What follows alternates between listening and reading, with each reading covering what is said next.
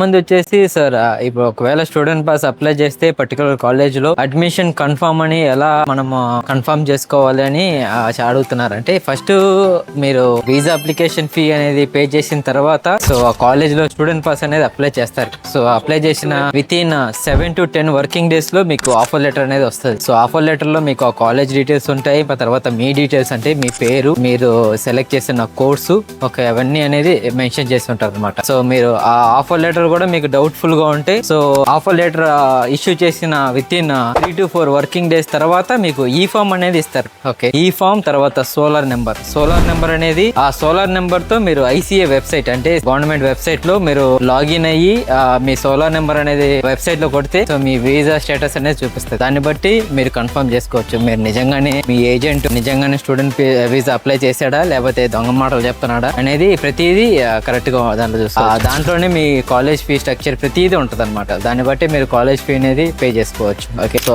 Agent అయితే మీకు solar number ఇవ్వకుండా ఏదో దొంగ మాటలు చెప్తున్నానంటే అది సంథింగ్ రాంగ్ అని చెప్పాలి. ఓకే, సో ఎందుకంటే సింగపూర్ లో మీరు ఏ పాస్ అప్లై చేసినా సరే చెక్ చేసుకోవడానికి గవర్నమెంట్ పోర్టల్లో మీరు వెళ్ళి చెక్ చేసుకోవచ్చు. వర్క్ పర్మిట్, ఎస్ పాస్ అవైతే MOM లో చెక్ చేయాలి, ministry of manpower. So student pass అయితే మీరు ICA లో చెక్ చేసుకోవచ్చు, అంటే immigration check authority of Singapore.